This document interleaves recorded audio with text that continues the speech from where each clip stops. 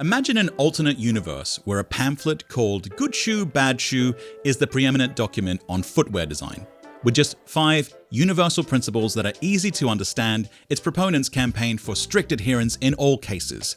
Shoes in this universe are functional and quite attractive, if samey, and perfectly fit for most day-to-day use. But impractical high heels, heavy steel-toed construction boots, and definitely Crocs have all been driven to extinction by pamphlet zealots. Swap the word shoe for flag, and the universe I'm describing feels a lot less alternate. As a designer specializing in creating design guidelines, Ted Kaye's Good Flag, Bad Flag pamphlet is fascinating. It's perhaps the most influential document you could call a design guideline in our popular culture, at least by how often it's referenced in news stories about US states and cities with flag redesign initiatives. So in this video, I want to highlight what's good about this document and what could be better, and discuss why writing a good design guideline is such a challenge. First, let me acknowledge how impressive it is that GFBF was produced by authors with no professional design background. It gets a lot of things right, and it's a really accessible document. In fact, on the back, there's even an activity to fill out that might appeal to small children. These are all checks in the green flag column, and for those reasons, it's really no surprise that it's been the go-to guide for flag enthusiasts for over 2 decades. But problems start when people start treating these 5 principles as unbreakable laws rather than guidelines, as divine revelation rather than best practice. Design guidelines are meant to set a framework that raises consistency and elevates the low end of design outcomes, not to cap truly great creative execution. The first red flag is the title itself, Good Flag, Bad Flag.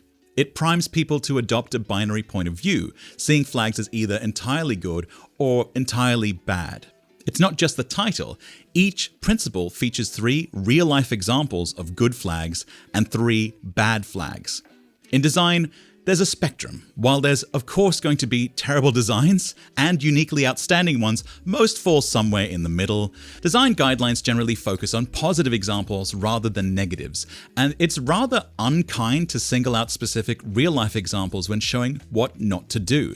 Shaming campaigns rarely breed goodwill, and it paints things in a rather antagonistic light. The next red flag I need to give is for its overambition. It has a very broad scope with a one-size-fits-all approach. The cover states, use 5 basic principles to create an outstanding flag for your organization, city, tribe, company, family, neighborhood, or even country. Those are all really different design scenarios. Now, this guideline is frequently invoked in city and state flag redesign campaigns. So let's examine if this pamphlet really gives the best advice for the scenario of redesigning state or city flags in 2024. Principle 1, keep it simple. A flag should be so simple that a child can draw it from memory. That's definitely vivid and sounds clear enough, but where do we draw the line between simple and complex? Does that imply that simpler is always better?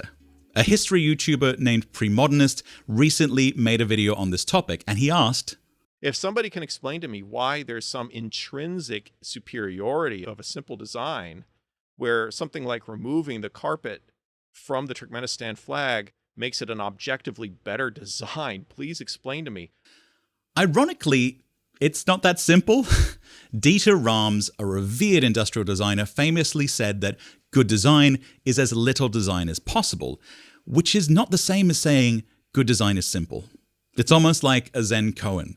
It means you need experience as a designer to know when to stop, when the balance is just right. The tension between simplicity and complexity in design is a long history. Good Flag, Bad Flag was written in 2001, and since then, responsive design has become a fundamental concept. There are hints of this in the document when it talks about ensuring a flag's design will work whether shrunk to the size of a lapel pin or blown up to the size of a football field.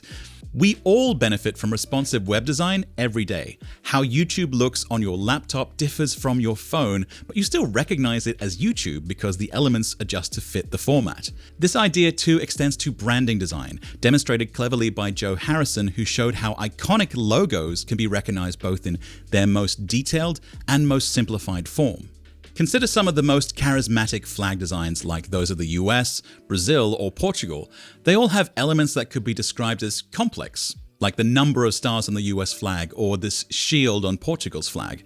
But we're still able to recognize their emoji versions even when the details are vastly simplified, partly because they're familiar, but also because our brains still recognize the overall composition when it's in context, even without every detail. If we were to completely remove those elements, they would definitely become simpler, but they wouldn't become better. They'd lose their flavor. Something essential is lost.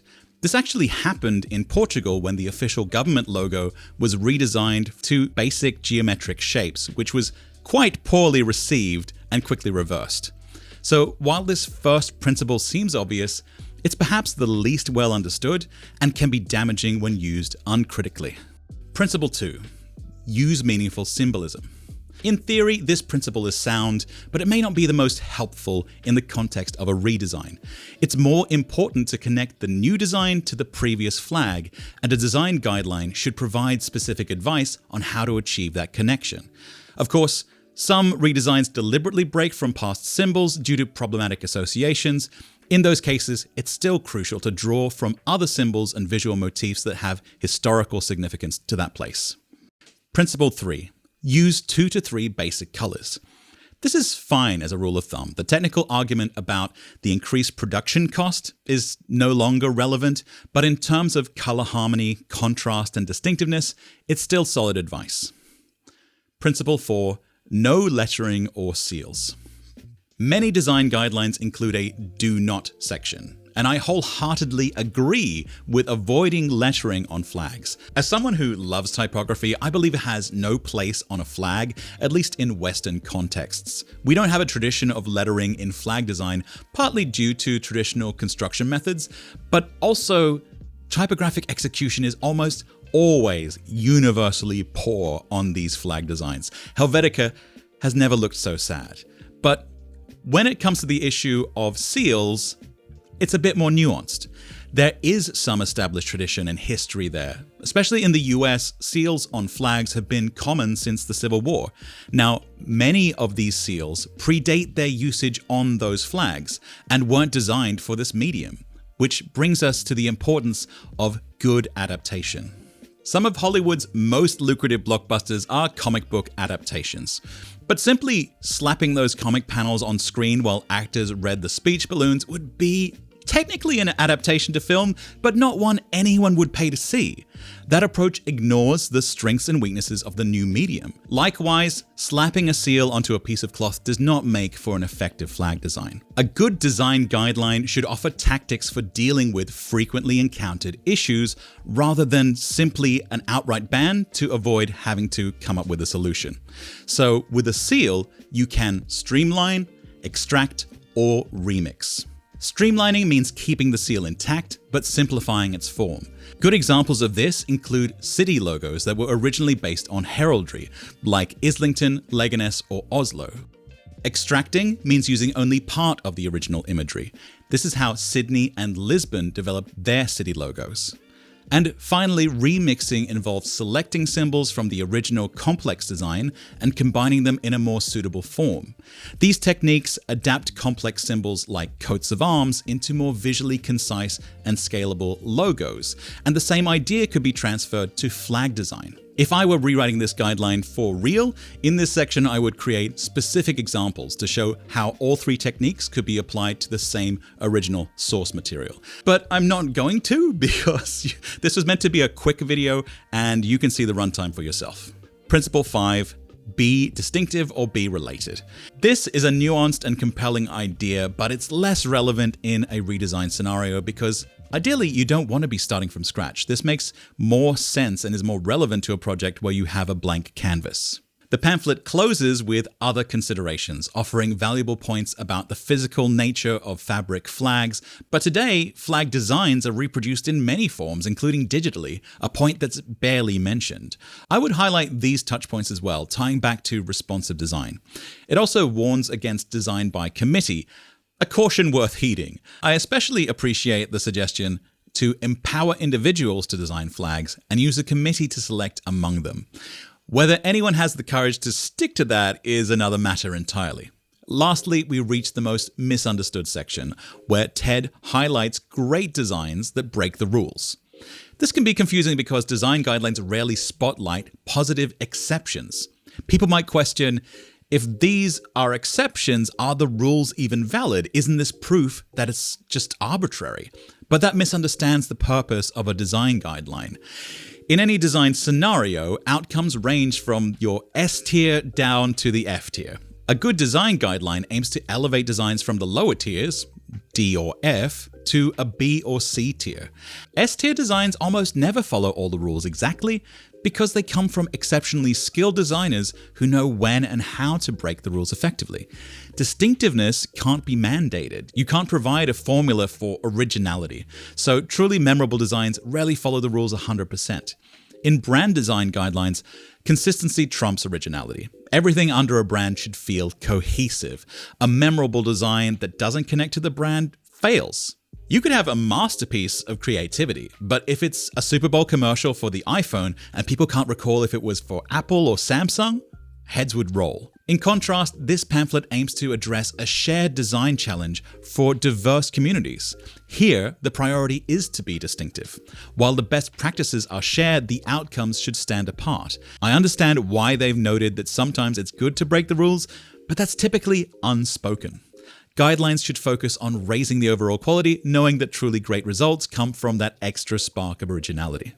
With these critiques in mind, what might a specialized guideline inspired by GFBF look like?